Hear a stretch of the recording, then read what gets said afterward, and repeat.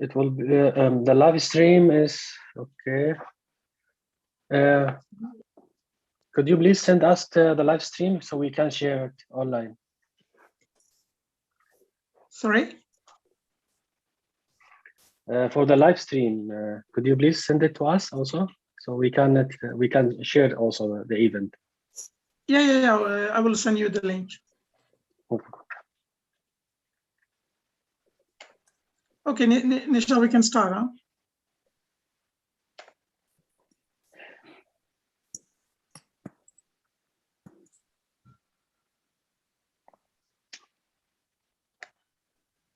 Okay.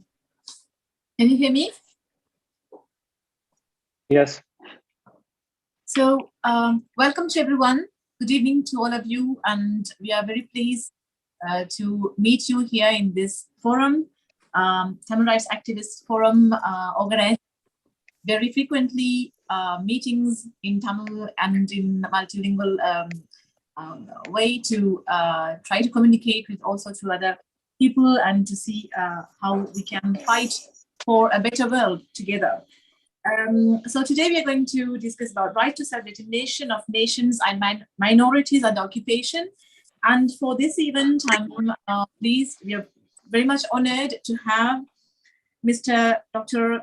Bernard de Farren, who is a special rapporteur on minority issues, who will give his at last, because we'll have many more other speakers from all around the world.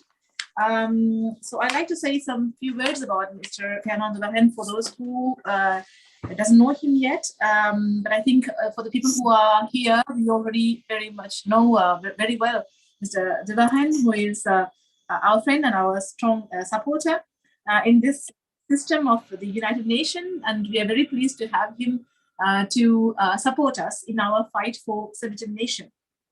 So Mr. Bernard de Farren is an extraordinary professor at the Faculty of Law of the University of Pretoria in South Africa. He's also adjunct professor at the National University of Ireland, Galway, and Cheng Yu Tong, visiting professor at the Faculty of Law of the University of Hong Kong in China.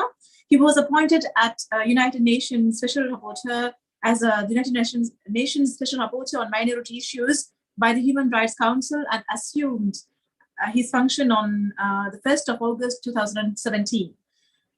Born in Canada, Bernard de Farren is the Dean of the Faculty of Law at the University of Moncton in Canada. He taught law for nearly 20 years in Australia and worked on minority rights and language rights in Ethiopia, the Baltic states, Indonesia, Northern Ireland, and other countries. He is an associate professor at the Center for Human Rights at the University of Africa, and is also the author of nearly 200 publications published in around 30 languages.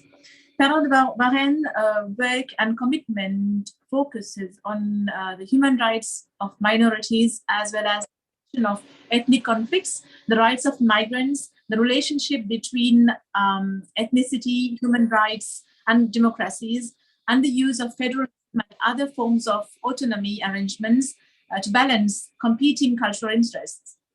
His contributions on these topics in many parts of the world, including as a professor for almost 20 years at Murdoch University in Australia, as a guest professor at the following institution in Africa, Asia, and Europe. So there is a very long list of academia, Abu Academy, Dato Bunka University, Ethiopian Civil Service University, and so forth. Reports for and spoken in numerous forums on these issues, including before UN committees in Geneva, the European Parliament in Brussels, and with the OSCE High Commissioner on National Minorities. He is very attentive to the problems of Tamils and also of those of Southern Cameroons, Western Sahrawis, and all the other minorities who are fighting for nation in this globe. We have the immense pleasure to have him here within us, among us today. And we have also have the privilege to welcome him in various meetings that we did inside the premises of UN, Human Rights Council in Geneva also. And he is our great friend for the minority voice of this world, and we are very much pleased to welcome him on this stage today.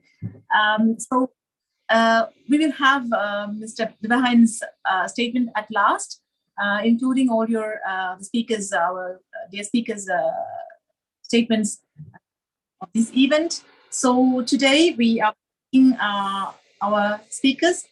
So let me introduce them first.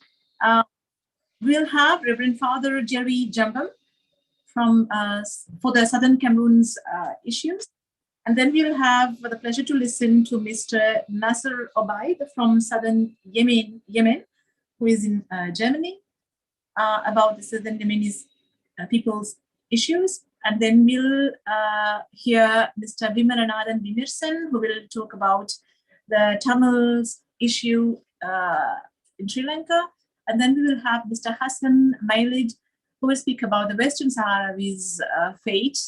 And then we will move on to Dr. Baban Eliasi, who is a sociologist and a Kurdish activist, who will speak about his people's struggle from. Without further more delaying, I will now invite to take the floor Mr. Reverend Father Jerry Jumbam, who is a human rights activist from. He's today from Italy because he is living in exile in Italy. He is from Southern Cameroon, and he's a fervent activist for the Ambazonian people rights in Southern Cameroon and has played a major role in the freedom struggle of his people. He never rejects our calls to participate to any of our meetings and actions together. We are pleased to have his cooperation for now years with the Tamils. And Reverend Father Gerald Jumban, alias Jerry Jumban, is a priest whose inner freedom allows him to express himself freely and with conscience. And his huge commitment to the theological enterprise has wired his spirits to fashion out a theology for his African peoples. He calls it theology of self-determination, theology of self-determination, sorry. He has launched his venture with a pioneering book entitled Independence or Nothing. Today he will present his speech entitled The Pillar of Fire by Night. So welcome, Reverend Father Jerry Jumbam. The floor is yours.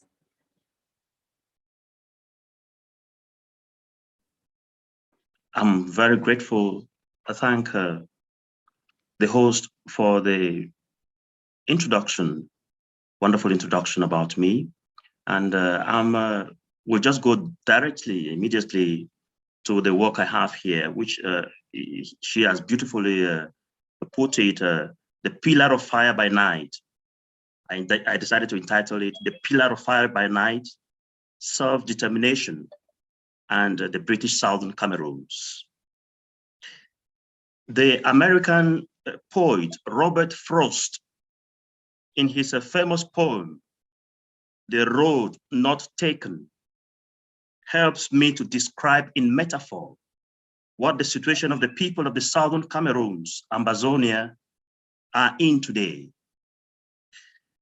Two roads diverged in a yellow wood, and sorry, I could not travel both and be one traveler.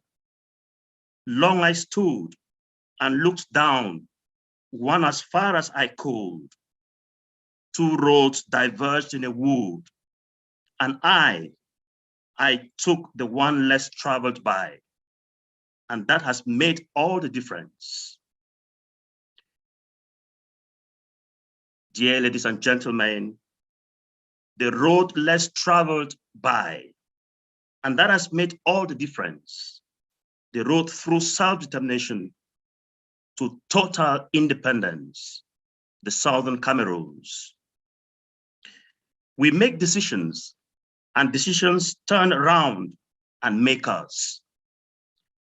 The road not taken, we took it, and that has made all the difference. Independence is not a walk in the park. The nation of Israel is leaving the land of Egypt. As soon as they cross the Red Sea, they are going to go down towards Mount Sinai, and eventually they are going to come up to the promised land. And as they are leaving the safety and security of Egypt, something amazing happens. Best described in Exodus chapter 13, verses 20 to 23. And it says, after leaving Sukkoth, they camped at Etham on the edge of the desert. By day, the Lord went ahead of them in a pillar of cloud to guide them on their way, and by night in a pillar of fire to give them light, so that they could travel by day or night. Neither the pillar of cloud by day nor the pillar of fire by night left its place in front of the people. The desert was behind them. The Red Sea was in front of them. And here comes the Egyptians. The people were scared to death because all they had known was Egypt and Pharaoh. And as bad as that was, at least they felt secure. But what will they do now that they are leaving their security behind them? God answers their concern by sending them a moving pillar to guide them on their way. All they had to do was follow the cloud and the fire, and they would be safe. Thus the pillar of fire by night of the southern Cameroons. Ladies and gentlemen, what pulls and moves us on to engage in these things? It is, to me, the deep discernment of the sanctity of my conscience, the anguish of our suffering people, the inviolability of every human being as made in the image and likeness of God, which to me is what is called self-determination, because it is the consciousness of being a human being, of accepting that you are just as same as the other person, of believing that you are a people, and of making yourself conscious of the fact that you have a land and you can make a country.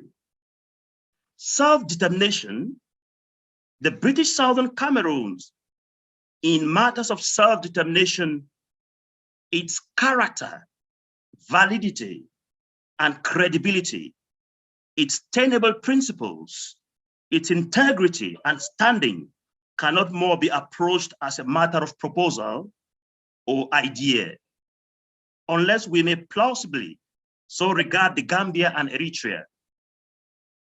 The Southern Cameroons is no subject of pastime or amusement. It is concrete material.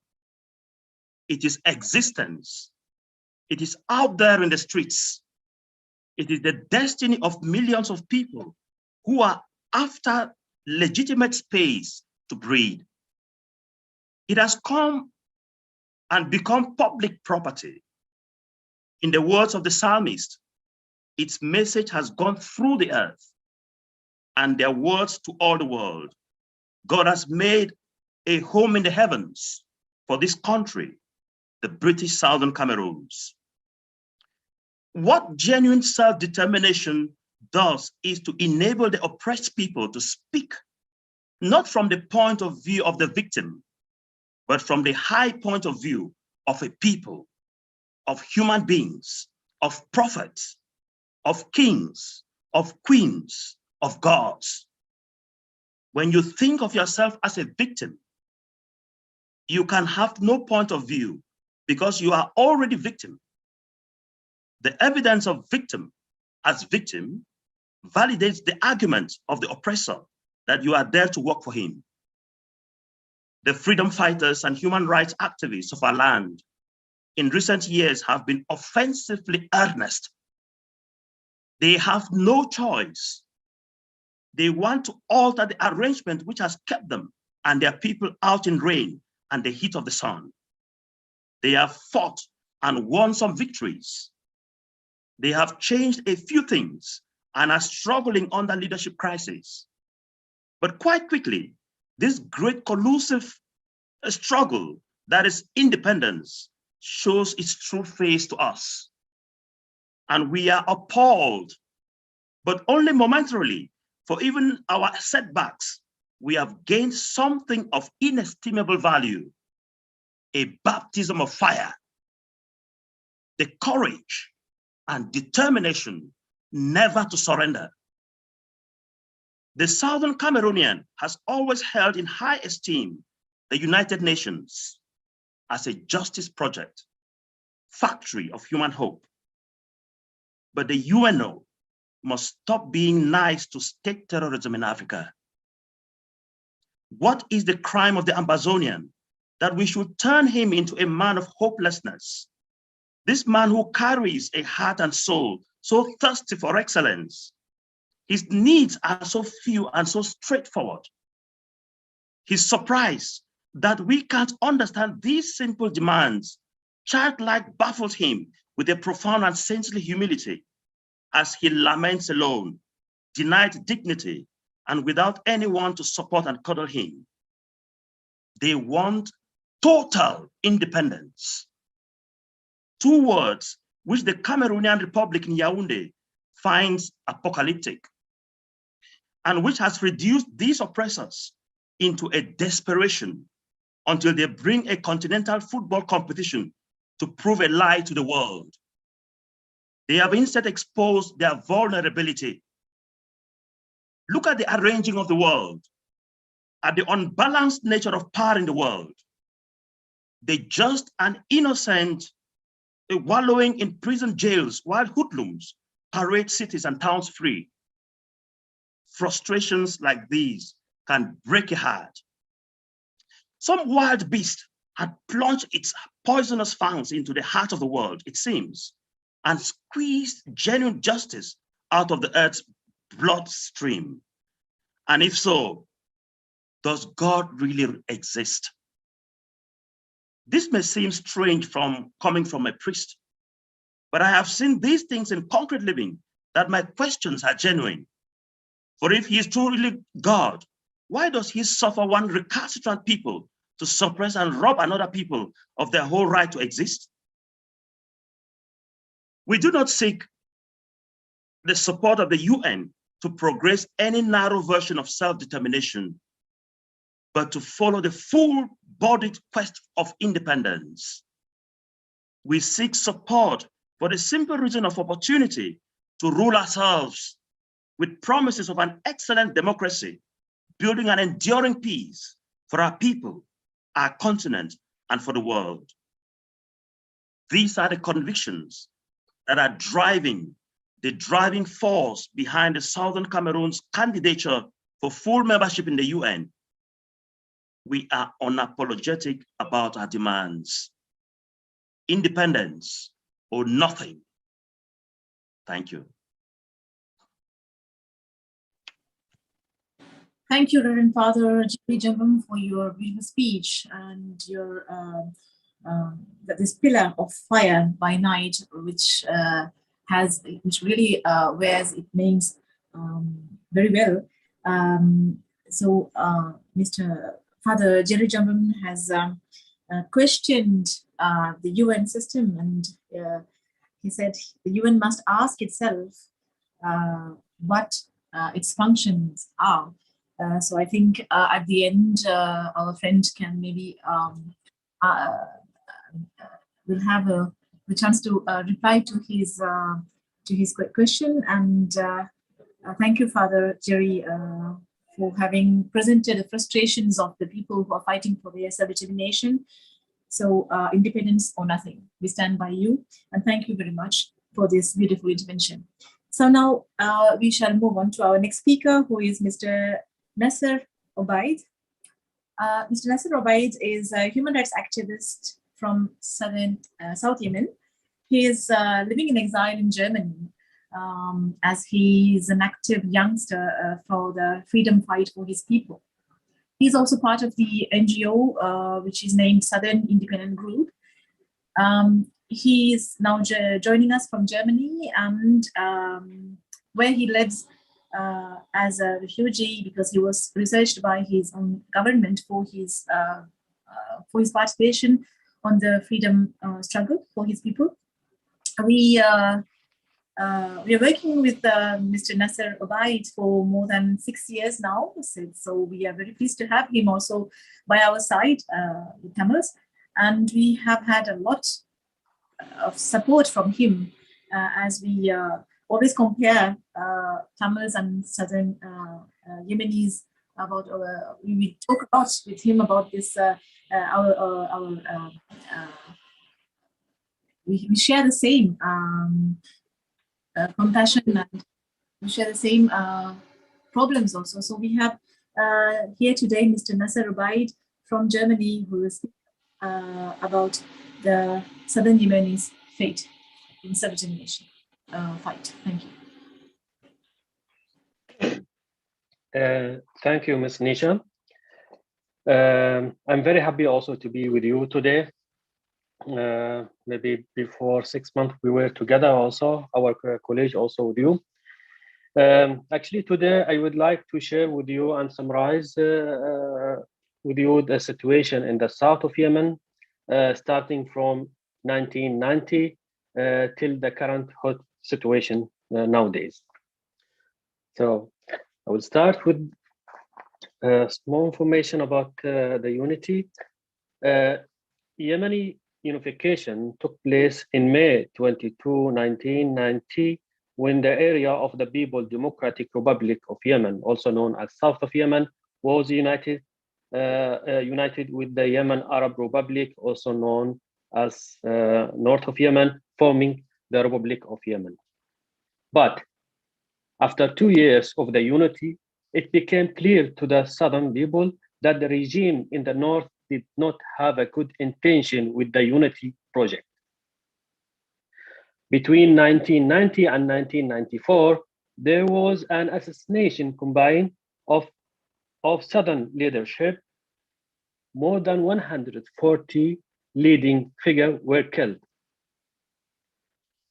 In April 1994, the northern regime announced the war against the south, where the president of Yemen said in the speech, "No choice for the southern leaders in Aden except escaping through the Red and the Arabian Sea." At that time, a coalition of northern allies, tribes, extremists, and the regime began to be taken hold of the country, marginalizing the southerners. Tens of thousands of the southerners are forced out of the military and civilian positions. No attempt were made by the northern lead and influenced regime to remedy the southern grievances after the war. Feeling oppressed and with the rightful demands ignored, Southerns began the Southern Peaceful Movement, which began on the 7th July 2007. This movement was met with force, and over 3,000 activists were killed and 1,000 injured, detained, or fled the country for the safety. In 2011, also, a movement took place in the north against the corruption of Ali Saleh. Ali Saleh is the president of Yemen at that time. And he was overthrown, but it was not a successful movement as a Muslim Brotherhood and the Houthis group took control of the land and the situation there. In September 2014, the Houthi militia, in cooperation with the former regime of Ali Saleh, staged a military coup and took control of the capital Sana'a and the surrounding districts there. The government leader fled abroad and to the area to the south. In April 2015, the south has been invaded by the north once again by the army of the former president and the Iranian-backed Houthi militia.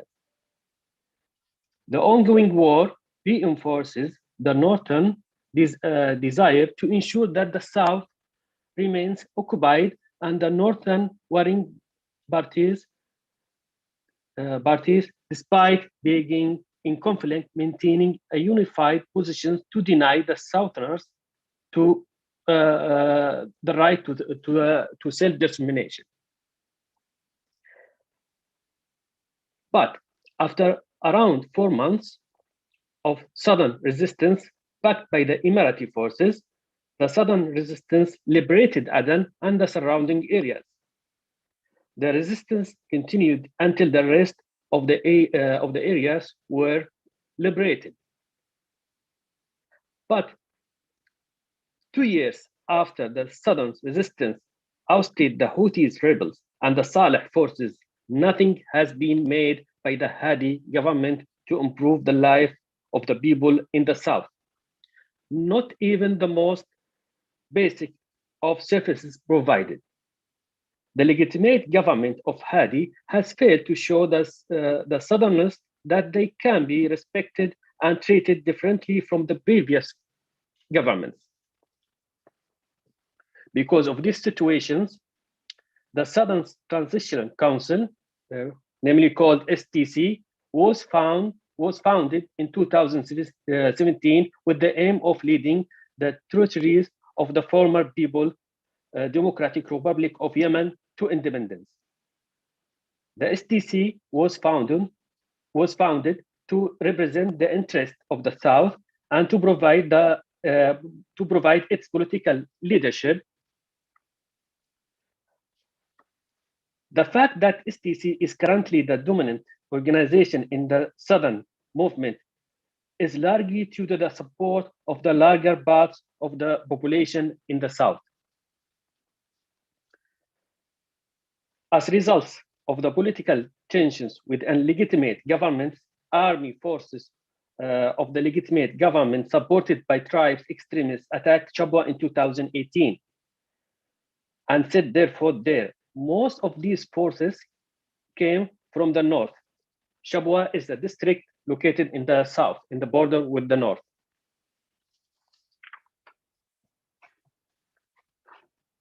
In September 2021, the Houthis militia intensified their military operation against Shabwa district. Unfortunately, the army forces of the legitimate government left Shabwa districts without any defense, and Houthis militia retook 3 districts in Shabwa. But last month, in January 2022, Southern military forces backed by the STC pushed into the Houthis controlled area and liberated Shabwa districts, and now mostly they are controlling the whole districts in Shabwa. This is in terms what's happened in the ground. In terms of political point of view, last month, in an interview with the Saudi channel Al Arabiya, STC President Idrous Al-Zubaydi said that the nature of the future state in the south of Yemen will be determined by the southern people through the referendum. He added that STC project is clear and we have the right to announce it anytime we see fit. He said also that we are seeking self-determination as the support for the self-determination by the United Nations remains right for all the human. He mentioned that STC vision revolves around 3 options on the table that will be subject to referendum determined by the southern people. The first option is returned to before 1990, 2 countries separated, while the second one is 2 federal states, and the third option is the survival of unity. As we have seen, the regional community nowadays believes that the stability in the South Yemen has become an urgent necessity, and somehow it gives some signals they may accept our rights for the self-determination. But there is no clear point of view in the international community regarding the future of the South of Yemen, as you know, as they have different interests. Thank you very much.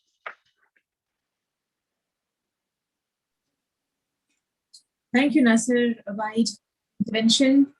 You beautifully presented your historical historical presentation of struggle faced by your people, our dear southern Yemenis, and you also evoked the current situation of your freedom struggle there. And as you, I think I can interpret like this, you are also asking to this UN system that you are questioning on the referendum and many other options. So we hope that Fernand Vahen can answer to these questions at the end in his speech. Thank you, Nasser Rubaid, for your intervention again. Now we move on to our next speaker, Mr. Marinadan Vimerson, who is a Tamil rights activist from France. He is also a master's student in European law in the University of Paris-Créteil in France. He is born in France. He's part of the second generation of Sri Lankan Tamil refugees whose parents are refugees. And his parents had to flee from Sri Lankan genocidal government to seek refuge in France, and where Vimerson is known and studying as a successful master student. And we are pleased to have him in our team also, Global Tamil Movement Network, as a young active student who is also presenting his research and problematic of the issues faced by Sri Lankan Tamils in their struggle for freedom fight. So let's welcome Mr. Marinadan Vimerson to present his speech. The floor is yours. So thank you for your presentation. And I am also happy to be part of the Global Tamil Movement team. And then I want to thank, with our association, the participation of Dr. Fernand Vahen, the United Nations Special Rapporteur on Minority Issues, and all the other participants to this event. I want to take this opportunity to brief you on the situation of Ilam Tamil's freedom struggle and ask to help us to obtain justice for Tamil people under international mechanism.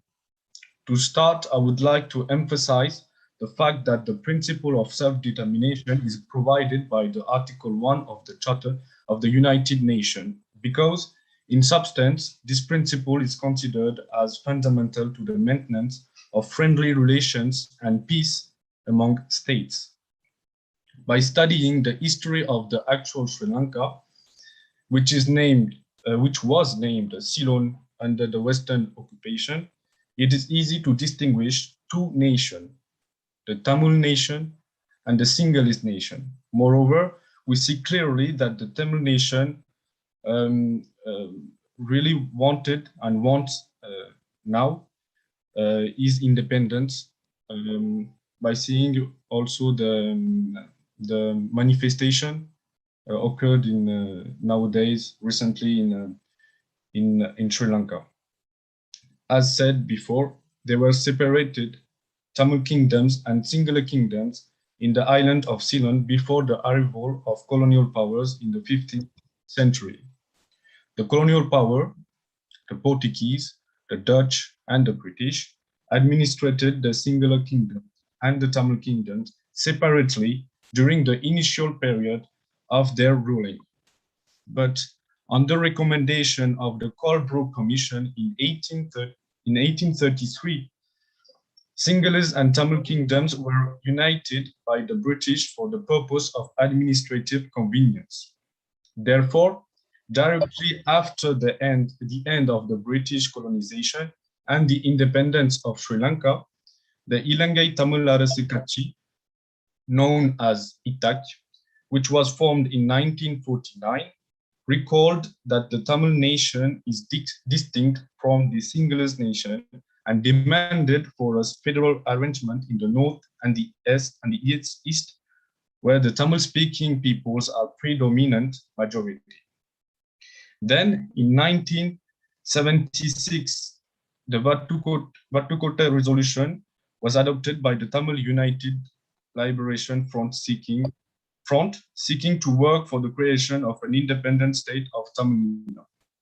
It is also important to state that Tamil did not grant their consent to the enactment of the 1972 and 1978 Constitution of Sri Lanka that were enacted on the basis of the unitary character of the state without the participation of and with opposition from the elected Tamil representative of the major Tamil political parties. Consequently, the Elam Tamils of the island of Sri Lanka, who have a distinct language, a distinct culture, and a historic relationship to the northeastern part of the said island, a relationship which is recognized in various pacts, including the 1987 Indo-Lanka Accord constitute Tamil as ethnic group under international law, thus entitled to realize their inherent right to self-determination. And moreover, it is important to recall that between 1956 and 2009, Tamils have been subjected to 157 racial massacres on the island of Sri Lanka. In addition, the war between the state of Sri Lanka, the freedom fighters, ended in May 2009 with gruesome and shocking mass atrocity committed against the Tamil civilians. According to the 2011 report of the panel of experts established by the United Nations Secretary General Ban Ki-moon, there are credible evidence that crimes against humanity and war crimes were committed during and after the war by Sri Lankan state. Therefore, observing all those elements with the association Bharati Centre Culturel Franco-Tamil and the Global Tamil Movement, we call upon the UN Human Rights Council members, other affiliated UN agency and members of states to adopt, as of matter of utmost urgency, the following steps to protect the Tamil nation. So recognize the genocide resolution passed unanimously in the Northern Provincial Council of Sri Lanka on 10th February in 2015. Direct appropriate measures at the International Criminal Court outlining that the affected Tamil nation have no face in any domestic commissions or inquiry. A special session at the Human Rights Council on Sri Lanka to refer Sri Lanka to the International Criminal Court by the Security Council. Besides that, we ask generally to the special rapporteurs and treaty body experts to help us to ensure human rights defender in Sri Lanka to carry out their legitimate works in safe and enabling an environment without fear or threat, acts of intimidation or reprisal to the witness and their families seeking truth and justice, and not to fail to prosecute wrongdoers. It is well known that the victims of genocide in Sri Lanka are Tamil in the end of Sinhala government and its security forces. However, the victim Tamils has been consciously omitted and never mentioned in any of the resolution of the Human Rights Council and other UN reports.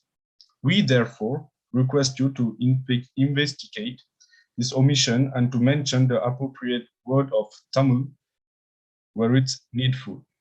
Thank you for your listening and attention.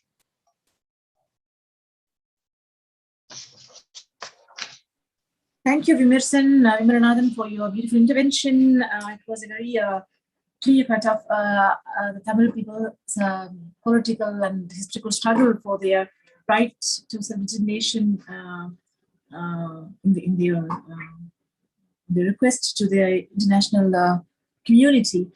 So you talked about the colonial period, and coming from this, you talked about the formation of Tamil political parties which sought for a political solution for the so-called ethnic issues and resulted to the failures. And then you also talk about the Metropolitan Resolution where Tamils took up arms. And then you also underline the existence of the de facto state of the Tamil Eelam that has been annihilated at the end in 2009. And you also pointed out how the system failed protecting the Tamils also. So we hope also at the end that our friend will touch also some few words about Sri Lankan Tamils issue in his speech. And now we are moving on to our next speaker.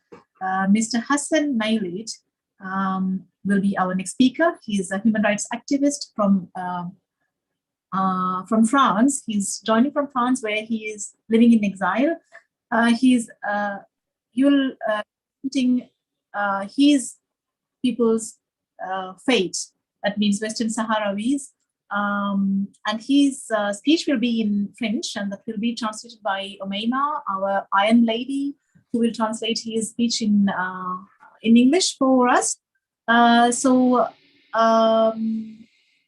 he had to flee from his country because he tried to put some international focus on the problems faced by Western Sahrawis by the Moroccan government. So he was searched by Morocco, and now he's living in France. So hence he's in French. So we're extremely sorry for that, but we will have a pleasant translation by Omeima. We welcome further now Mr. Hassan Mailid from France. Merci, thank you. Hello everybody. L'intervention, avant l'intervention, c'est un immense plaisir d'intervenir devant cette importante conférence. Revenons sur le droit de l'autodétermination des peuples du Sahara occidental. Et notons qu'on importe que l'analyse de la question du Sahara occidental devra tenir compte des statuts juridiques des territoires du Sahara occidental, séparés et distincts de toute puissance administrative ou puissance d'occupation, et que toute approche ignorant cet énoncé de base sera qualifiée d'illégale et en désaccord avec le droit international. Le Sahara occidental est sur l'agenda des Nations Unies depuis 1963 et considéré par l'organisation onusienne comme un territoire non autonome auquel s'applique la résolution 1514 du 14 décembre de 1960 de l'Assemblée générale des Nations Unies, la déclaration sur l'octroi de l'indépendance aux pays et aux peuples coloniaux. À ce jour, le territoire continue sur l'agenda des Nations Unies et fait partie des 17 territoires non autonomes qui n'ont pas encore exercé leur droit à l'autodétermination. Figurant sur la liste des Nations Unies, il est le seul territoire sur le continent africain à décoloniser. La résolution 2072 de 1965, basée sur les chapitres du comité spécial chargé d'étudier le cas du Sahara occidental, a bien précisé que c'est une question de décolonisation dont l'Espagne est la puissance administrante. Et en 1974, l'accord international de justice a conclu que les informations et les documents posés devant lui ne permettent d'établir aucun lien de souveraineté entre le territoire du Sahara occidental et le Royaume du Maroc, ni entre le territoire du Sahara occidental et l'entité mauritanienne d'autre part. Et donc, elle a conclu qu'il n'a trouvé aucun lien de caractère à affecter l'application de la résolution 1514 de 1960. Sachant que toutes les résolutions postérieures ont réaffirmé que la question du Sahara occidental est une question de décolonisation à parachever sur la base de l'exercice par le peuple du Sahara occidental de son droit à l'autodétermination et à l'indépendance, et par le biais d'un référendum libre, démocratique, impartial, sans contrainte ni militaire ni administrative, et selon les résolutions 22-29 de 1966 et 66-86 de 2012, l'organisation de ladite référendum sera tenue sous les auspices de l'Organisation des Nations Unies afin de permettre à la population autochtone des territoires du Sahara occidental d'exercer son droit à l'autodétermination où seuls les habitants autochtones du Sahara occidental peuvent participer. De cette clarté sur le plan juridique et judiciaire, il en découle plusieurs responsabilités, citant la responsabilité des Nations Unies d'aider le peuple sahraoui, car il a la légitimité de la lutte qu'il mène pour obtenir la jouissance de ce droit à l'autodétermination et à l'indépendance. Et donc, la décolonisation du Sahara occidental est la responsabilité des Nations Unies et de l'Union africaine. Malheureusement, les récents développements de la question du Sahara occidental confirment avec regret l'absence de volonté chez l'occupant marocain de libérer le territoire et de mettre fin au conflit maroco-sahraoui. La guerre actuelle au Sahara occidental présente un grand danger pour la vie des civils sahraouis, car l'occupant marocain utilise des drones pour bombarder des civils, tuant plus de 20 civils au cours des 2 derniers mois seulement. La communauté internationale est responsable de la protection des civils sahraouis sous occupation militaire marocaine et sous l'état de guerre et doit appliquer le droit international humanitaire qui encadre cette situation. Malheureusement encore, la rébellion du Maroc contre la légitimité internationale est encouragée par la protection de quelques puissances internationales qui participent à la finance de la guerre à travers le pillage des richesses et des ressources naturelles des territoires non autonomes du Sahara occidental dans une manipulation très grave qui viole les normes des droits relatives au principe de souveraineté et viole aussi le droit et la sécurité juridique des échanges transfrontaliers.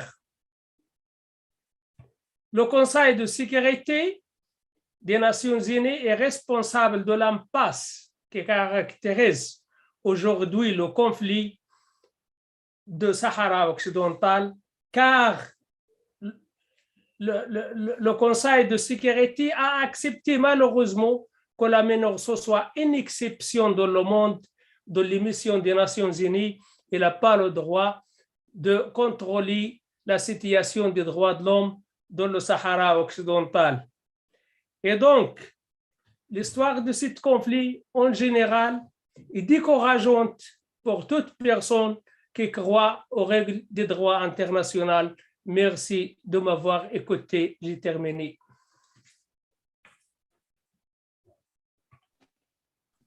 Okay. Mailid, so I think Bosco would translate in few words because Amima has some technical problem to join us. Yeah, just she had a battery issue just when he started.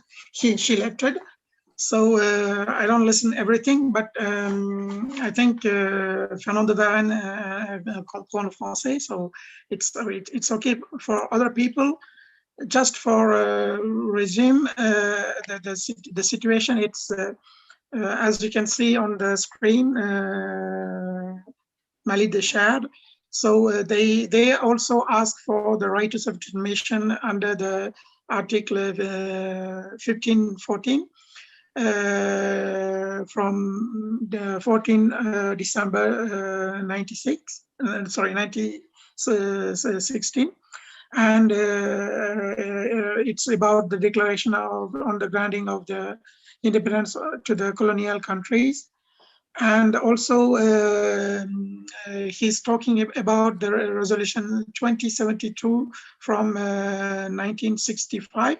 So that's mean, I mean, you know, that the UN General Assembly already take the case of Western Sahara, but unfortunately, because of the, I think, you know, the support for the American government by the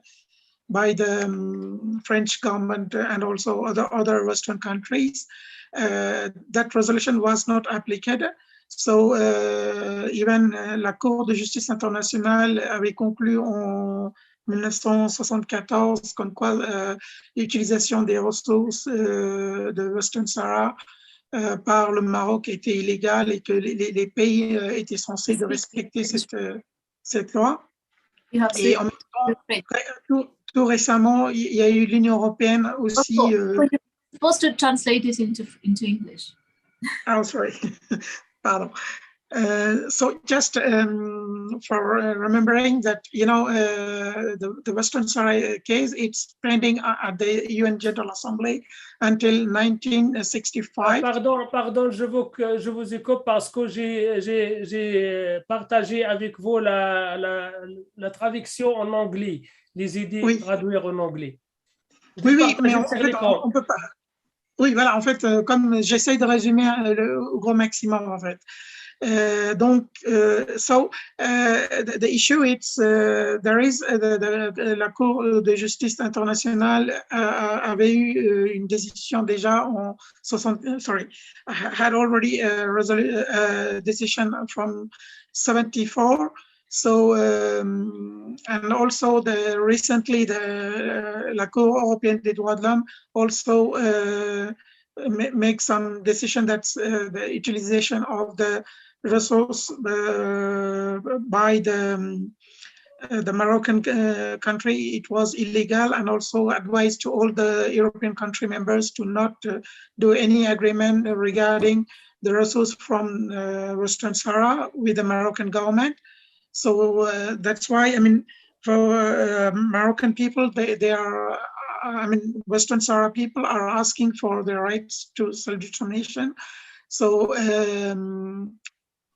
it's very important to, I mean, it's already pending until 65. So also it's very important to note that the Moroccan government used the drones for killing Western Sahara people, and also Western Sahara people are living under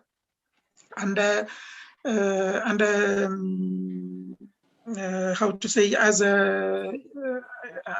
in the refugee camps.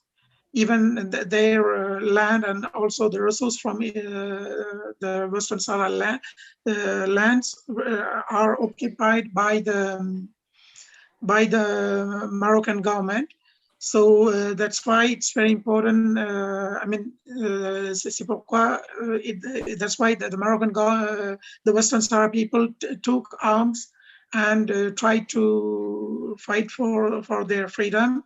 And after that, there was many resolution, and also there was the MINURSO. It's a mission from United Nations for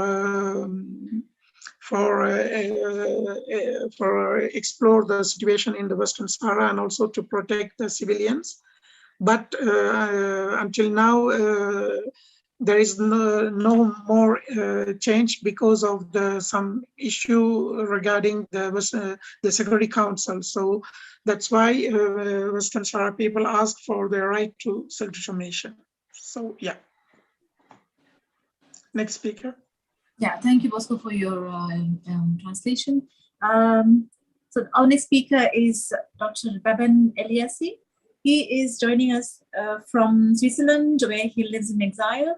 He's a Kurdish activist and also a sociologist. He is the vice president of Centre Zagros pour les droits de l'homme, which is a non-governmental organization based in Geneva.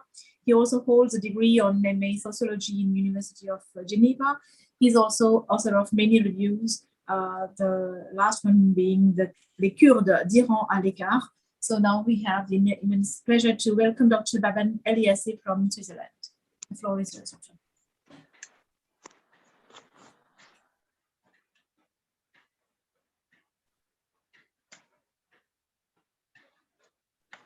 Dr. Baban Eliasi is here among us. Baban, tu dois unmuter. Attends. Baban, il faut unmuter. Voilà, c'est bon. C'est bon? C'est bon. Okay, merci. Hello, everybody. Thank you for giving me this opportunity to talk about the situation of Kurds in Iran. I would like also to thank Dr. Fernand Devanne, as well as the organizer of this event. Indeed, Iran is composed of different ethnic groups. According to the Iranian authorities, the non-Persian ethnic minorities make up around 60% of the Iranian population. The main minority groups are Kurds, Turkish-speaking Azerbaijanis, Arabs, Baluchs, Lurs, and smaller population of Armenian and Turkmen.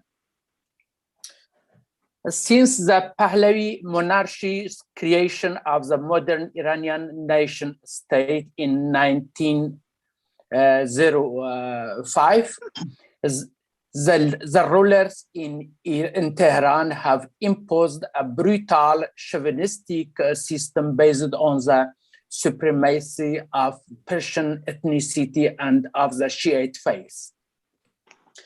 Non-Persian peoples are treated as second-class citizens, denied the rights to public education in their own language. Forced Farsi language education is one major tool used by the Iranian regime to forcibly assimilate its non-Persian minorities. According to the Amnesty International, the Kurdish population in Iran is estimated at about 12 million.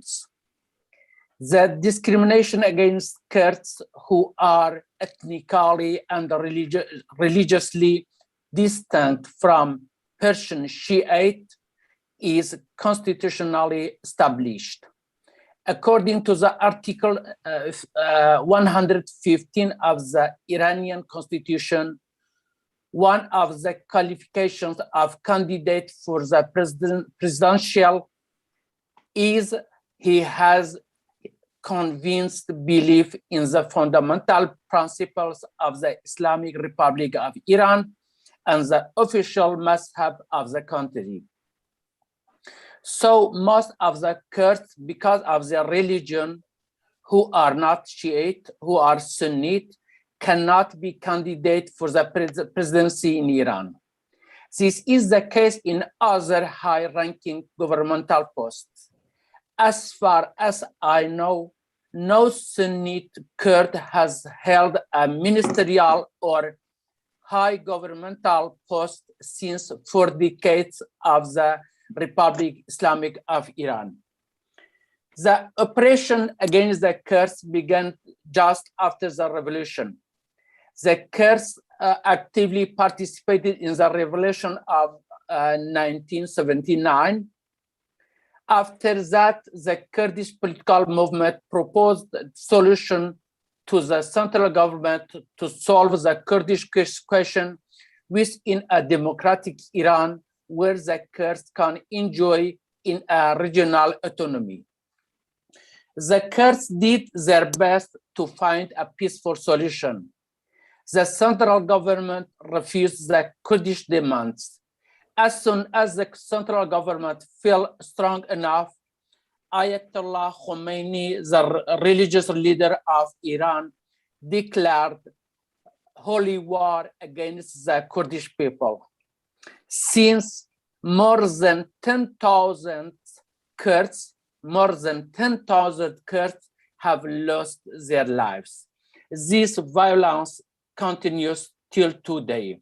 According to the UN Special Rapporteur on Iran, Kurdish political prisoners charged with national security offenses constitute a disproportionately high number of those who received the death penalty and are executed. Only in 2020, over 500 Iranian Kurds, including human rights defenders, were arrested for politically motivated reasons and charged with broad and vaguely worded national security-related offenses. At least 159 of them were subsequently sentenced to prison terms ranging from 1 month to 17 years of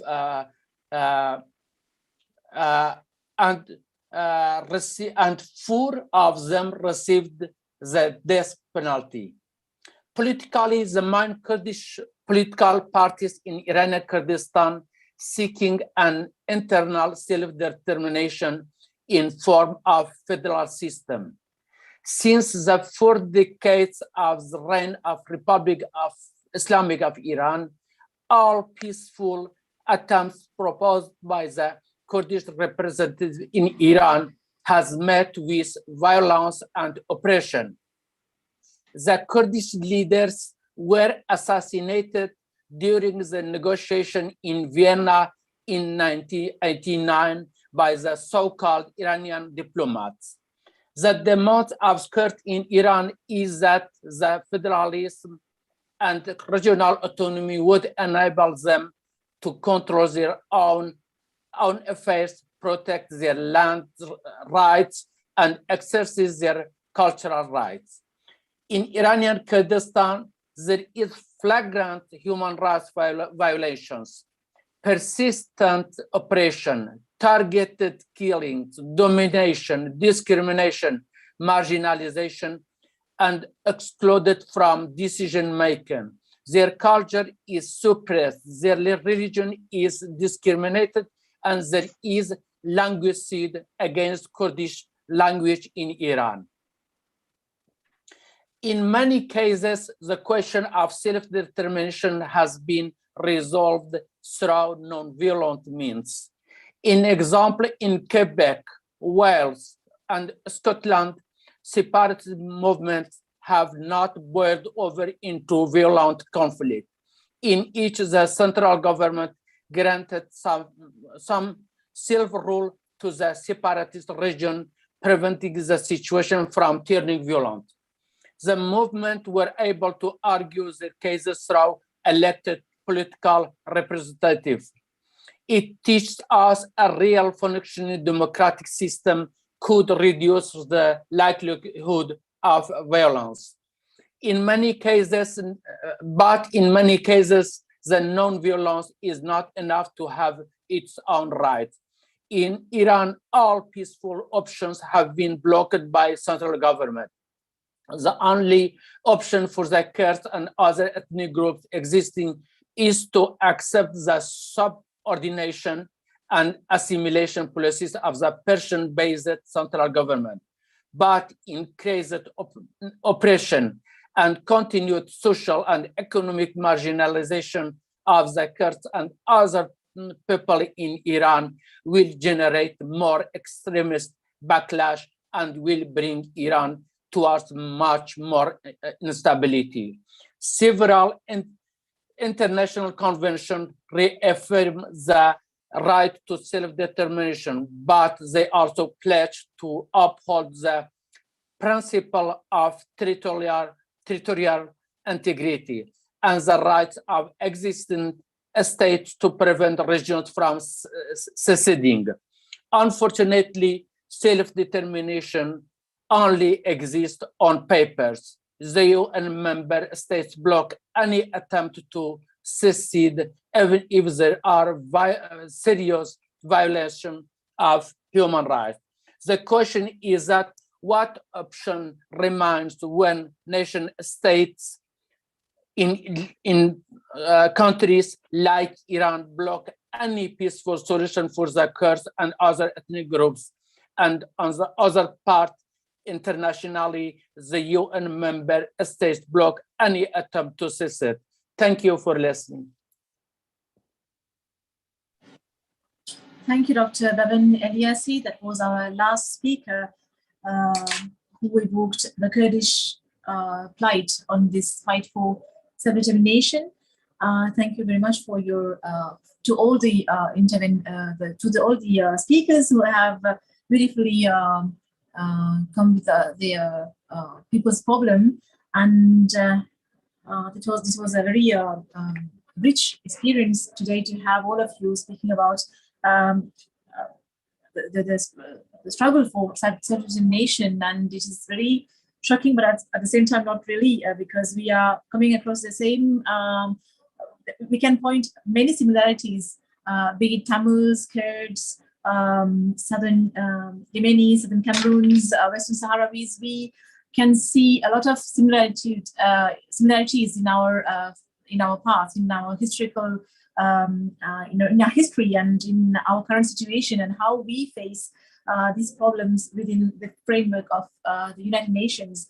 And the major thing here was every speaker evoked this problem of the UN's role, and with the major question, which is self-determination still possible within the framework of the United Nations, and how far United Nations is attentive to our problems. So with these questions, we can welcome now our guest today, Dr. Fernand de Varenne, who is our special rapporteur on minority issues. So without further delay, I welcome Dr. Fernand de Varenne to give his speech on this issue of self-determination. The floor is yours. Merci beaucoup, Madame Misha. Bonjour tout le monde. Welcome, or hello everyone, or good morning here in my part of Canada. Good afternoon to many of you in Europe, and good evening for some of you in other parts of the world. First of all, I want to express my gratitude and the honor also at the invitation from the Tamil Rights Activist Forum for the opportunity of participating in this forum on the right of self-determination of nations and minorities. I think one of the points I'd like to mention before I actually begin is how much I appreciate hearing some very powerful messages, and the information and the understanding that you've shared with all of us today on the situations of minorities and other groups in different parts of the world. And what struck me is how much there is much that has to be done if really we are to protect the human rights of everyone and live in societies that are just and fair for all of those that live in these countries. The other issue that struck me is the extent. It should be clear, I think, to most of us that there are serious challenges in relation to how the United Nations deals with issues of conflict, of tensions, and we should say, and we should recognize, injustice and even brutality against certain segments of the population in various parts of the world.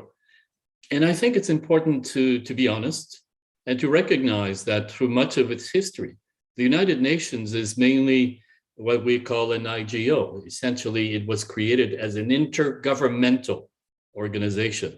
And therefore, many of its structures, much of its functioning and its approach deals with actually reflecting the interests and the concerns of governments, of countries, of states.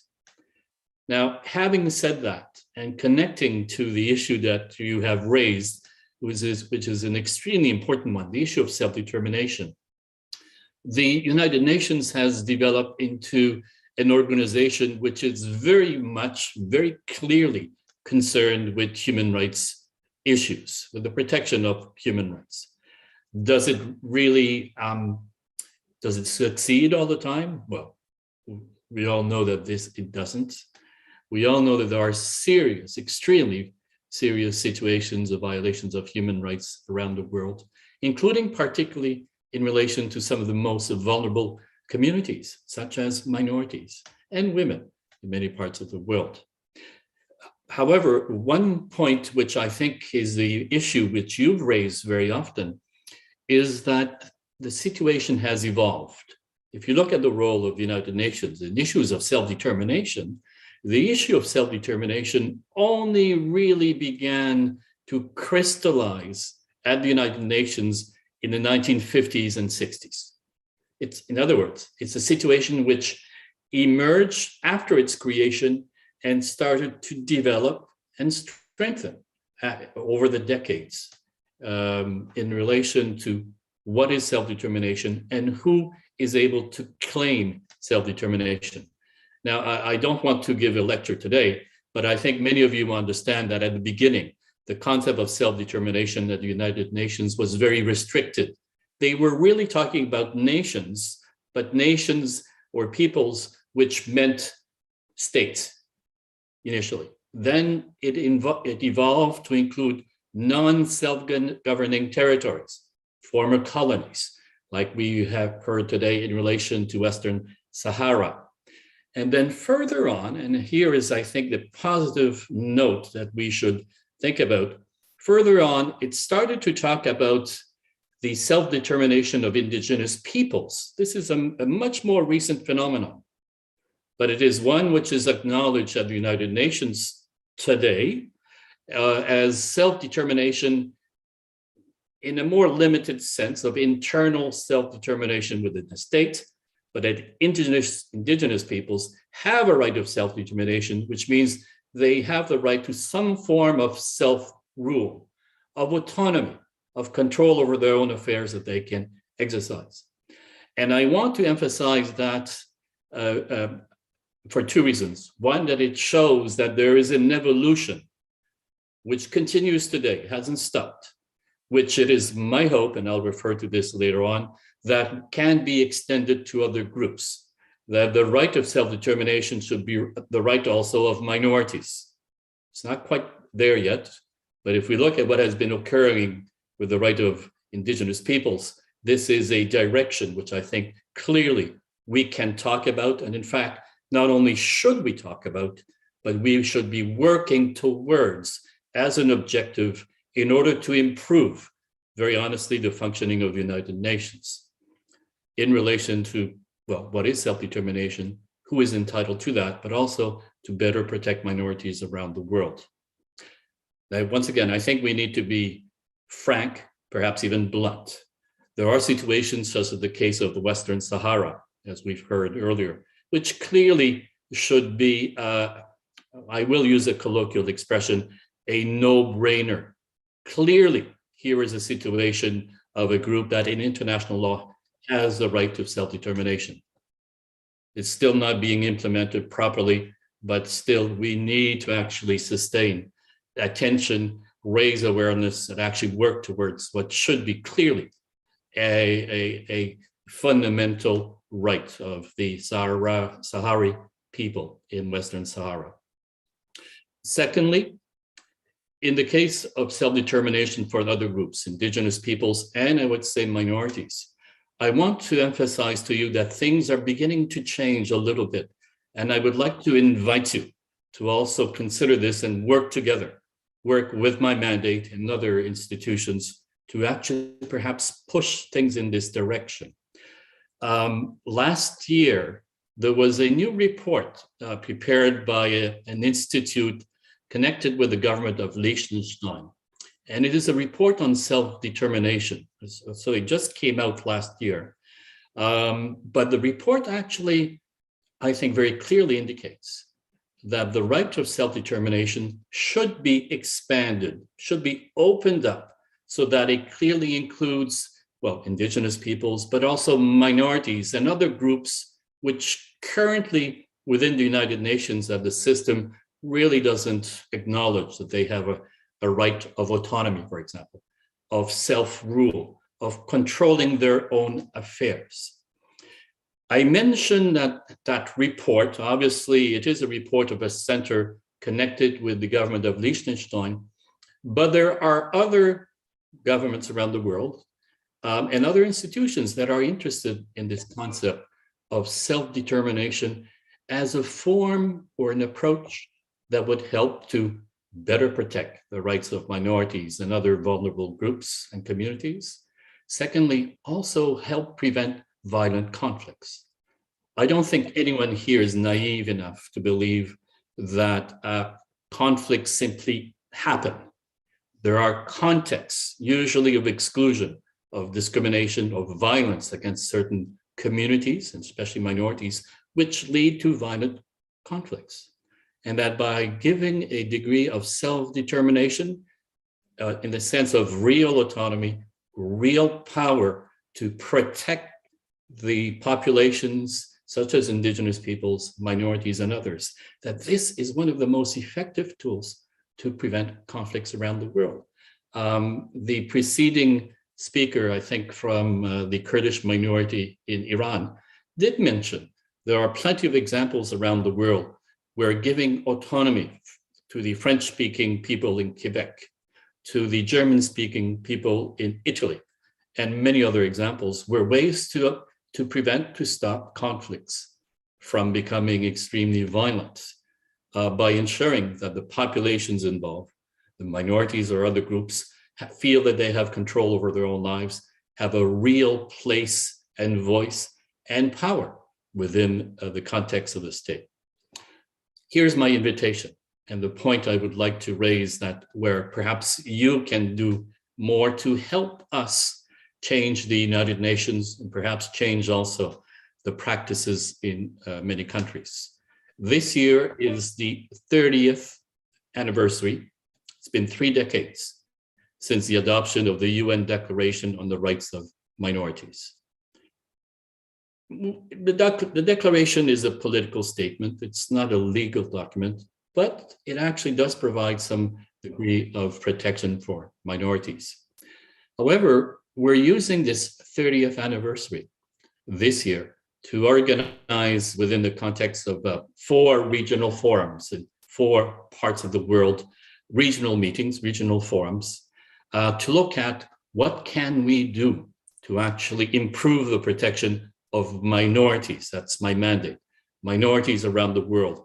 What could be better measures, better activities of the United Nations to try to make this real, to try to make this more effective and concrete? And one of the suggestions I would hope, or invitations I would make to you, is please participate in these regional forums, these regional discussions, where you will, if you email to my mandate, we can provide you greater detail. But I think it's important to use this, perhaps as a way to help improve the United Nations in what it is doing to protect minorities, improve the international mechanisms to actually perhaps open the discussion on the right of self-determination, expanding it and making it stronger. There will be, after these regional forums, the United Nations Forum on minorities in Geneva in December of this year, which would focus on the same thing.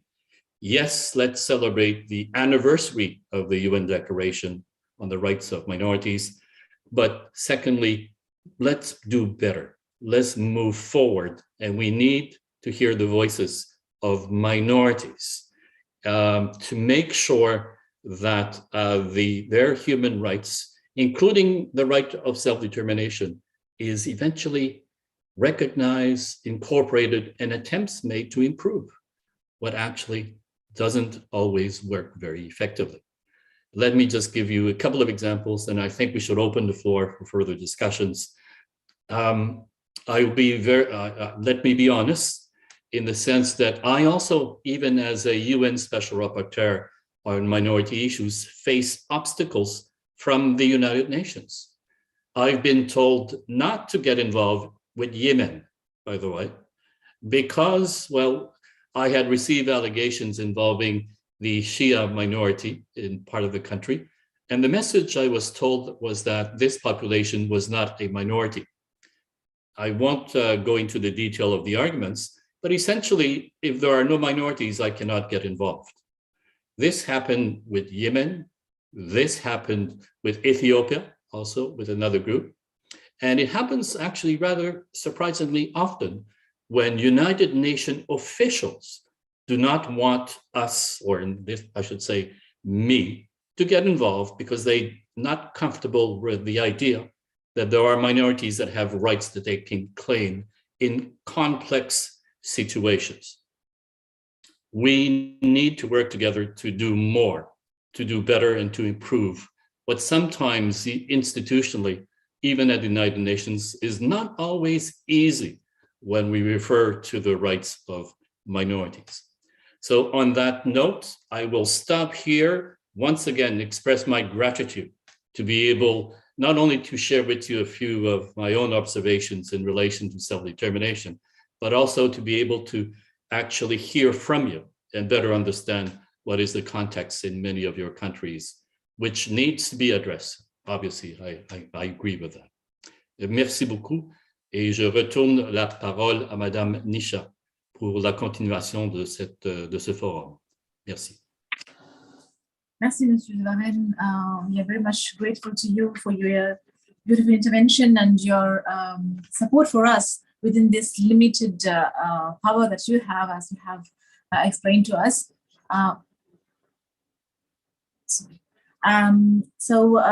As you reminded us, there is this 30th anniversary of the United Nations rights of minorities, and I remind everyone here that there are forums that are organized by the UN. Mr. Varenne is inviting all of us to participate to these regional forums, and as he said, you are invited to participate, and you can also register in the UN's website, where you can find all the information. If you can't find any, please refer to Bosco, who is just raising his hand, and I will give the floor to Bosco. I also want to remind people that if you want to ask any question to our special reporter, Mr. De Varenne, if he's okay yeah, of course. So we will have we will take some questions from people who are maybe other than people who are who have already gave their speeches. So if people want to do the intervention, I mean questions to Mr. De Varenne, they can raise their hand and let us know that they have questions. And please remain very short because we are running out of time now. So let's for the first question, I'm asking Bosco. Yeah, merci Fernand de Varenne pour ton intervention. So really, it was really very informative, and also we have a lot of information. So just I wanted to ask, for I think it will be this year. Sorry, we have until next March session. You'll be there in the mandate, I think. Extension for closing. So. My question is, I want to have some remark. if any chance, I want to ask you if any chance for you to have a hearing with the president or the committee of the fourth committee in General Assembly. The decolonization committee. The special committee on decolonization, if any chance for you to have, we also talked with Livingston regarding that, the independent expert on international order. He also want to focalize his mandate to this year regarding the right to self-determination. So any chance for you to also to orient your reports on that way? And also, we can have a small hearing with the fourth committee and all the people and nation and minorities who are present. They can come and talk, and if it any chance for you to.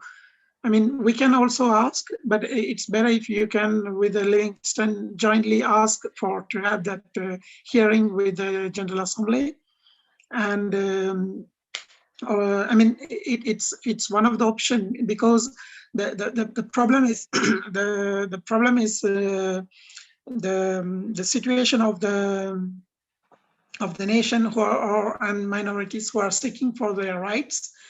They are facing a lot of struggle, and it's not easy. Even at the Human Rights Council, they prioritize some issue, and all others are not on the table. So that's why, as a special rapporteur, if you can help us to have a platform for have a discussion, it will be really good. Yeah, thank you. Thank you. I guess I'll answer you, Vasco, immediately. We should probably explore further. So if you write to me in relation to particularly the Committee on Decolonization, we can look at, and other matters you've raised, we can look at it more closely. In relation to the Committee on Decolonization, without completely answering, I think there might be a bit of a difficulty there, because my mandate is limited to minorities. And in the context, let's say, of the Committee on Decolonization, they deal with, strictly speaking from a legal point of view, it is peoples and not minorities. It is peoples, particularly in the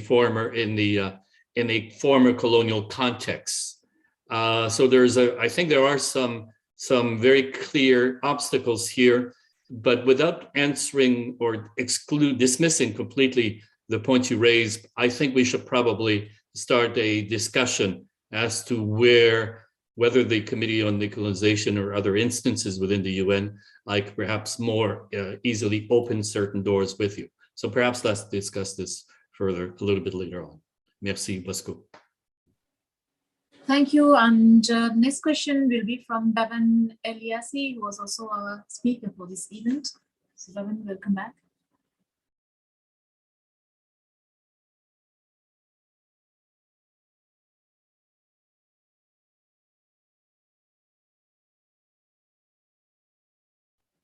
His mic seems to be... Monsieur Eliasi, votre microphone est fermé. Can you please unmute? C'est bon, merci. My question is for Dr. Fernand.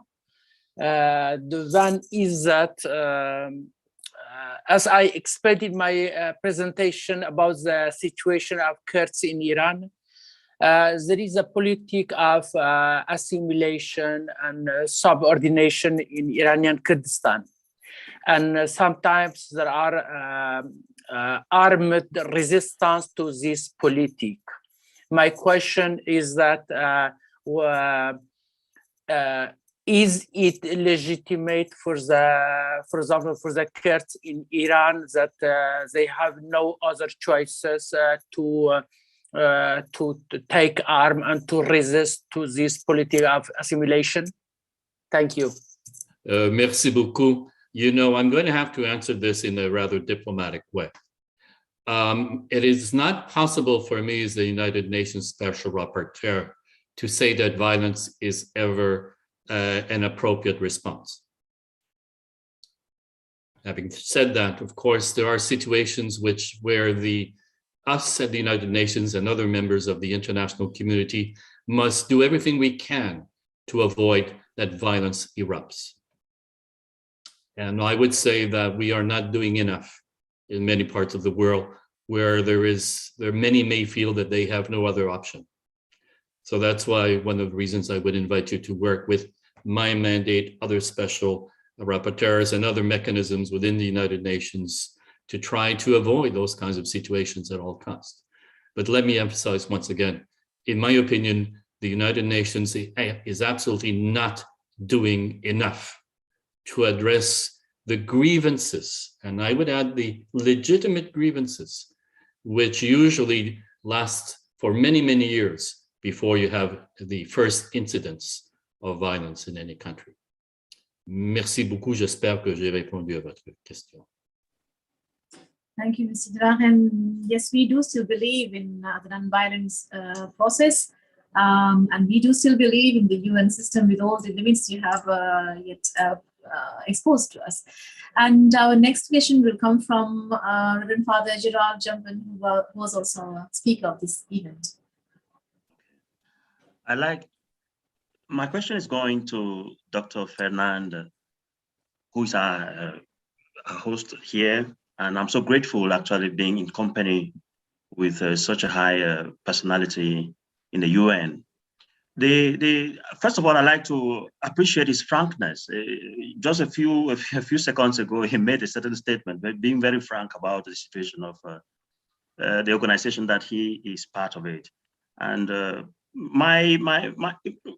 I just like to, because I am part of this, not actually, I don't think the Southern Cameroons, which I am native of, is even maybe like a minority.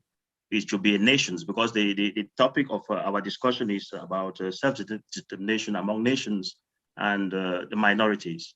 And I just like to feel that the situation of the Southern Cameroons is a bit delicate, and if we sometimes feel the way we feel and the way we present our things, we just pray that the UN understands our situation, yeah, and understands that we know, we feel, because our people have gone deep into the history of that situation, and we feel very deeply that there is a very big slice of the problem of the Southern Cameroons that the UN is responsible. We know that sometimes we talk about UN, it looks like maybe it's a body, as he explains that maybe it began like maybe an NGO, and then we understand that very, very well. But we just expect that with people who are suffering and who are conscious of the fact that it is some of those,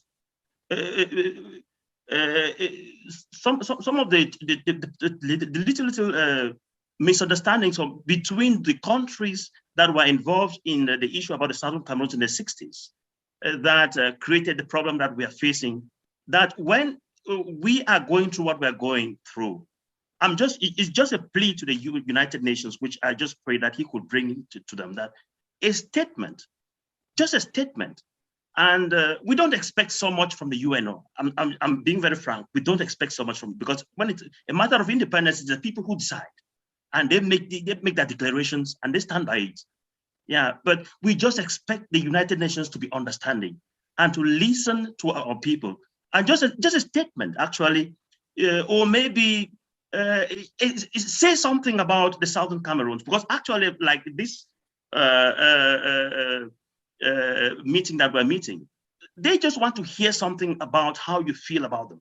It's a neglected issue, which I feel that we still need a comment from Dr. Fernand Vimerson about their situation, which actually it's a serious situation. And I think among the situations that are here, it should be the very first, or maybe if the last, the second actually, which it's a situation and which the United Nations historically, we're talking history, is concerned. They caused it.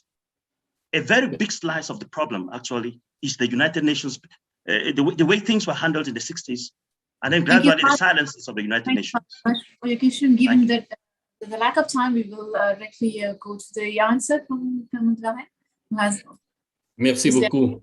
Merci beaucoup, Gérald. Thank you very much, Gérald. I have to actually perhaps really emphasize one point. For example, for me to intervene in any situation, it has to deal with minorities. If we're not dealing with a minority in Southern Cameroon, I have no authority to speak out or do anything. Let me actually point out two things. When we refer to minorities at United Nations, it does not exclude that we also might be dealing at the same time with the people. It does not, and particularly we're referring to a group that could be either ethnic, linguistic, or religious. And I think linguistically, when we are dealing with the population of South Cameroon, we are talking mainly about the English-speaking, who are a minority within Cameroon. Now, let me say two things. First of all, the United Nations has made a few statements in relation to the situation in in Cameroon, more in 2020, I think. Although they were, so there were some statements being made, perhaps not enough, in fact, clearly not enough, and I agree with you, Gérald, in relation to that. I want to make one final point. the government of Cameroon has actually officially stated in the General Assembly that I should not be talking about your situation in Cameroon because it's not a minority. So the government of Cameroon is trying to insist that because you are not a minority, I have no rights. I should be quiet about the situation in southern Cameroon. So I have here a choice to make. If I accept that we are not dealing with a minority in Cameroon, then my voice is silenced. And may I say that I have raised the issue of southern Cameroon in a few of my reports to the UN General Assembly. And in my view, we are dealing with a linguistic minority, and I should be even perhaps more vocal to raise the concerns of denial of the rights of the population in the southern Anglophone regions. Thank you, Jerome. Thank you, Mr. Dwahan. So there is a big existentialist question, to be or not to be. I think, like, what is self? What is determination? What is being minority? So there is a lot of to do around that, I think. So thank you very much for being so frank about your answers. And I see for now 4 more questions, 4 more hands raised. So we will start with these questions. I take Eda Gilbert from Italy, and then Foba Omaima, and also our speaker Hassan, and then we will start with these questions because we are running out of time. So from Italy, I'm welcoming Eda Gilberti for her question. Hello. I'll be short and sorry my bad English. Good evening, everyone. My name is Edda, and president and founder Tripla Difesa Onlus, no profit, Italian country, and 11-year constituency. Our organization is receiving a lot of retaliation from Italian agenti, carabinieri, polizia, local police, many institutions, not from big ministries, but in Italy, a lot of incompetence. What should we turn to be supported and protection if there an office in Italy that speak Italian and know what human rights are? Thank you. Thank you very much, but I don't think I understand which minority we're dealing with. And so it's not clear in my mind which groups are involved. No, I mean, she's a victim of Italian, Italian mafia locally. So she's a human rights activist. So she wanted to say a few words regarding that. But I think I messaged her that it's not the right forum. So yeah. Yeah, this is not in my area. My apologies. So the next question will be from Hassan. Merci, Dr. Fernand. Vraiment, je pose la question en français, mais vous pouvez quand même répondre en anglais. Ma question est telle que si aujourd'hui dans le Sahara occidental, et comme vous avez remarqué, c'est un clair cas de décolonisation et de l'autodétermination, des droits de l'autodétermination des peuples du Sahara occidental. Mais aujourd'hui, nous avons une autre situation. Nous avons une situation de guerre. Nous avons une situation de drones qui tuent les civils, sans parler de la crise des droits de l'homme dans les zones occupées du Sahara occidental. Là, aujourd'hui, ma question, est-ce que vous ne voyez pas que la l'application des droits internationaux humanitaires, ça veut dire oublier les conventions de Genève et les protocoles associés, est-ce que vous ne voyez pas ça comme une violation des droits internationaux en général, je crois, de la partie de la communauté internationale? Cette fois-ci, on parle pourquoi le droit international humanitaire qui encadre la situation de guerre et la situation d'occupation militaire, pourquoi elle n'est pas appliquée dans cette situation? Merci beaucoup. Merci beaucoup à vous. I will answer in English. I agree, Hassan, completely that we have here a problem of the implementation of international human and humanitarian law. There's no other way to deny it. Unfortunately, there are very, very weak mechanisms at the level of the United Nations to ensure that international human rights law is respected. And in the case of Western Sahara, it should be one of the most obvious cases that international law is not being fully respected. I think, to answer shortly, that what is needed is to actually strengthen and reform the United Nations. Strengthen in the sense that when it comes to the human rights mechanism, especially, the United Nations is very weak on enforcement. And Western Sahara, to me, is one of the most obvious cases of the very weak implementation mechanisms that we have. Because essentially, it's the UN Security Council in the end that really has any power. But the UN Security Council is a political entity. It's not a human rights entity. That's very clear. So these are the weaknesses, the gaps that we have to deal with. But then again, I would suggest that it's simply a mean that we have to try to redouble efforts to make the situation actually improve and change. And particularly that means that all human rights groups should collaborate with the various groups organizations representing Western Saharis to actually ensure that their rights are respected. There's no easy answer because we are dealing with weak mechanisms for human rights and international humanitarian law. But remember that 30 years ago, it was even weaker. 40 years ago, it was even weaker. So that's why I think we have to persevere and try to help as much as possible. Those are in extremely weak positions, including in Western Sahara, which is now, as you said, in a kind of warlike situation. There's no easy answer, but that means we actually have to continue to try to make that situation change. Merci, Hassan. Thank you very much. Thank you. Considering the time, we will quickly move on to the next question by Foba. Please unmute his mic. Thank you, Cha, and my gratitude to Dr. Fernand and especially also to Father Gerard. I am a citizen of Southern Cameroon, where Father Gerard hails from.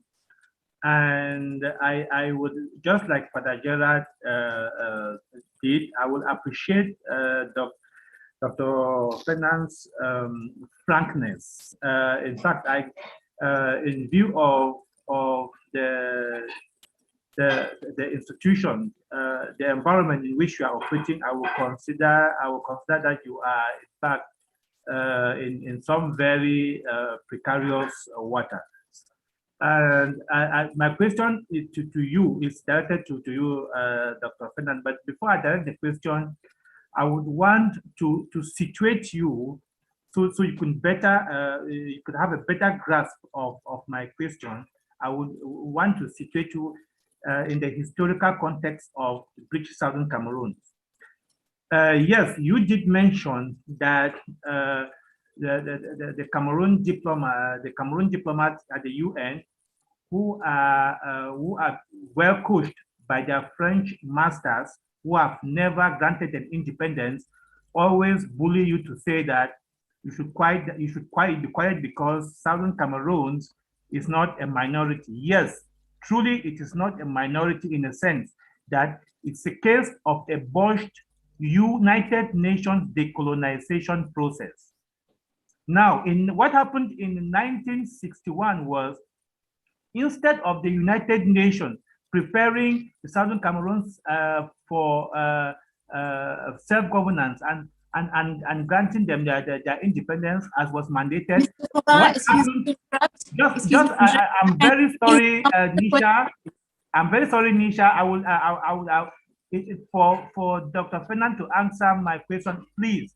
I will beg for just 3 more minutes to just a brief historical context, and then I'll pose my question, please. So there was a botched UN decolonization process on the 31st of September when the British took down their Union Jack. Instead of handing it over to Southern Cameroons, they handed it to French Cameroon, which had just received its so-called independence from France. Of course, they have never been independent. So there has been this deal between the French and the English, and they are therefore embarrassed when you bring up this problem to them. That is why they tell you to hush down.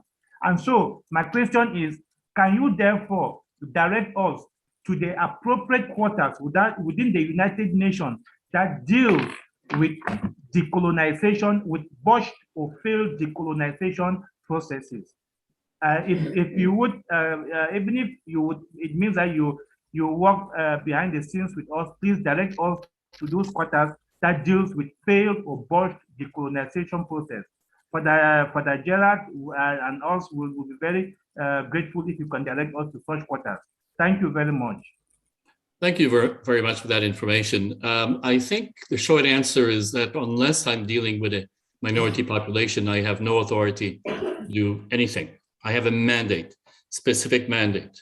So if it's not a minority population, the answer is no, I cannot get involved in any way. Having said that, there are historically many cases of botched self-determination processes where the United Nations has been involved historically. There is a situation of Eritrea, which I would consider to have been also initially a botched self-determination process. West Papua in Indonesia. Historically, we would be naive to deny that this has been the case, sometimes when the UN has been involved. But as I said, if a group cannot be considered to be a minority, no, I cannot take any step, even if there was a botched self-determination process, unless the group involved is a minority. But thank you for that.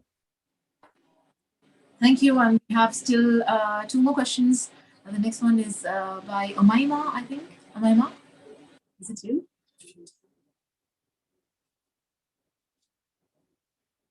The mic is, I think, is on. Can you? Yes, it's on. Hello.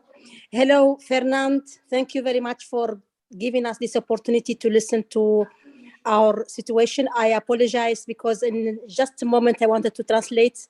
My telephone has run out from battery, so really I'm sorry. Sorry, Bosco. Thank you, Bosco, for inviting us for this conference. Thank you, Fernand, for giving us your time and your intelligence to listen to us. My name is Somaima. I am a woman from Western Sahara. I just want to say something on behalf of all my colleagues who are here, that all the problems that you are hearing today in this room are problems that are created by European and Western countries. The same one who are blocking the implementation of right of self-determination in these countries, and the same one who are blocking the implementation of international humanitarian law in the occupied ones. So in my case, in Western Sahara, we have become minority thanks to the settlers that has been pumped to change the demography of our territory, to change our culture.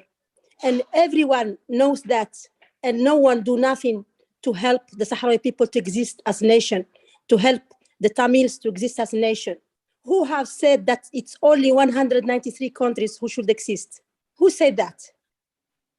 It's Western countries, the one who has the right to veto, who are making us suffering their decisions, because we are the minorities who are subjected to the laws that we don't create. We are subjected to occupation that we don't invite no one. So why we should be silenced to this kind of subjections? Why should we accept these rules that we don't create? Who said that we don't have right to exist as nations? I'm sorry to say that, and I really thank you I am sure that you are intelligent enough to understand when the government said to you, this is not minorities, you are enough intelligent to know when the people are subjected to mistreatment. Thank you very much. Thank you. Mr. Warren, you want maybe to react to this? There was no question, but in many ways, I agree with you, Madam Maima. I would just say, unfortunately, that now the international system, the global system at the United Nations, is still very much state-oriented, which means that even within Africa or Asia, most governments of most countries are happy the way things are going. They don't want to change borders, or they want to have control over certain territories. But fundamentally, I also agree with most of the points that you made. Thank you. Thank you, Mr. Warren. And our last question will be from the speaker of this event also, Mr. Nasser Obaid.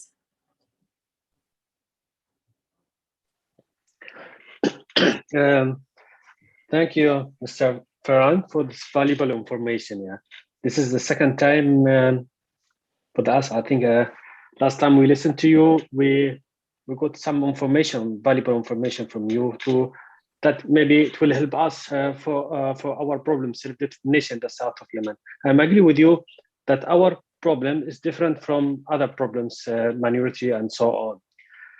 But I know maybe some countries, they don't want you to work with us.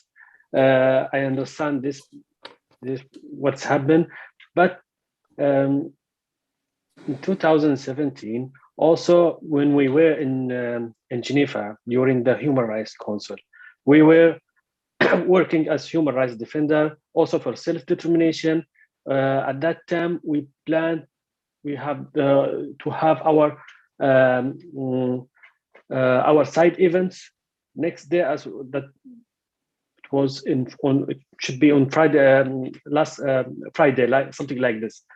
But we were surprised that some countries reported us for the organization that give us the badge to enter the Human Rights Council. And at that time, Mr. Bosco maybe already remember that what's happened to us. They refuse us and they block us to enter the Human Rights Council. It's not related that working with the minority or something like this, but some countries, they don't want us to speak at all about the self-determination. That was in 2017, maybe in 18, but now maybe they cannot say more, something like this. Thank you for that clarification, that information. Okay, so now thank you very much for your presence to all of you, and especially to Mr. Fernand de Varenne for your precious time and your support for us, for all these voiceless people who are made minorities, as it was pointed out. So thank you very much for your presence, and we noted that we are all welcome for the regional forums that are organized for the occasion of the 30th anniversary of the United Nations Rights of Minorities, which is celebrating its 30th anniversary. So if anyone wants to have any information, you can text me or Bosco. I think probably most of you have Bosco's number, so you can contact us for further details. So please be connected. It is with unity that we can change this world within the limits that Mr. de Varenne has exposed to us. Thank you, Mr. de Varenne, for your presence with us and among the victims. And I'm also thanking again all the speakers who have done a very wonderful job. And I'm inviting all of you to send us also your statement by written format. If you haven't done it yet, you can send to Bosco's email so that we make a sort of a libre to transfer it to the inside the system of your UNHRC, so we can register it as a side event as we do in during the sessions. So thank you very much. So, and we look forward to see you in other forums also. With that, if everyone is awesome. I wanted to thank everyone once again for the privilege and the pleasure of actually meeting you and speaking to many of you. And I hope we'll be able to do this, something like this again soon. Au revoir tout le monde. Merci. Merci Fernand. J'espère qu'on se reverra bientôt. On aimerait bien préparer un autre side event justement lors de la prochaine session. Donc, on se tient au courant par email. Parfait, Bosco. À la prochaine. Au revoir. À la prochaine. Au revoir.